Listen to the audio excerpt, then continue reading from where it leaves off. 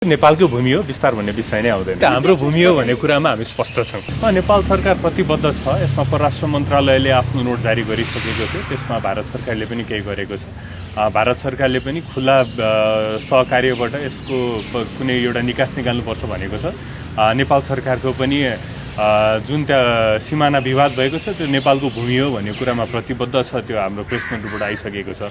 बाँकी दुई सरकार बीच सहकार्य हुँदै कुरा गर्ने विषय हो। नोट छ नि त्यो उता पठाएको हो कि हाम्रो जानकारीका लागि मात्र हामीले पठाएको हो, जारी गरेको भनेपछि त्यो एक किसिमले त्यो पब्लिक नोट भइसकेपछि त्यो विस्तार भन्ने विषयमा होइन, त्यसमा त परराष्ट्र मन्त्रालय स्पष्टले नोट निकालिसकेको थियो। नेपालको भूमि हो, विस्तार भन्ने विषय नै आउँदैन नि। उनीहरूले पनि स्पष्ट रूपमा भनेका छन् हामीले स्वीकार गर्दैनौँ या फेरि हाम्रो अडान त्यसमा छ भनेर उनीहरूले भनेका छन्, स्पष्ट रूपमा भनेका होइन।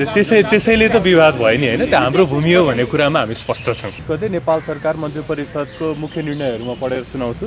पहिलो अर्थ मन्त्रालयबाट छ, परम्परागत बोइलरलाई इलेक्ट्रोनिक बोइलरले प्रतिस्थापन गर्न, उद्योगहरूलाई कर्जा उपलब्ध गराउन र वायु गुणस्तर मापन क्षमता बढाउने प्रयोजनका लागि विश्व ब्याङ्कबाट प्राप्त हुने 52 मिलियन अमेरिकी डलर बराबरको सहुलियतपूर्ण ऋण तथा 5 मिलियन अमेरिकी डलर बराबरको अनुदान स्वीकार गर्ने। अर्को कृषि तथा पशुपन्छी विकास मन्त्रालयबाट छ, भारतसँग G2G माध्यमबाट 60,000 मेट्रिक टन युरिया र 20,000 मेट्रिक टन DAP मल खरिद गर्न कृषि सामग्री कम्पनी लिमिटेडलाई सैद्धान्तिक स्वीकृति प्रदान गर्ने।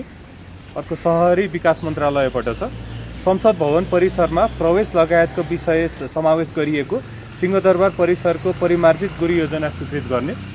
अर्को संवैधानिक परिषद पहिलो संशोधन अध्यादेश 2083 सम्मानीय राष्ट्रपतिज्यूबाट पुनर्विचारको लागि फिर्ता भएकोमा उक्त अध्यादेश जारी गर्न सम्मानीय राष्ट्रपति समक्ष पुनः सिफारिस गर्ने। सिमानाको विषय अघि सरको रूपमा उठाएको छ, यसमा चर्चा परिचर्चा के भयो जस्तो यहाँबाट पनि एक किसिमको प्रेस नोट जस्तो यद्यपि सञ्चार माध्यममा आएका प्रश्नहरूको जवाफ बनेको छ, त्यही किसिमको जवाब इन्डियाबाट आएको छ। यसमा नेपाल सरकार प्रतिबद्ध छ। यसमा परराष्ट्र मन्त्रालयले आफ्नो नोट जारी गरिसकेको थियो, त्यसमा भारत सरकारले पनि केही गरेको छ।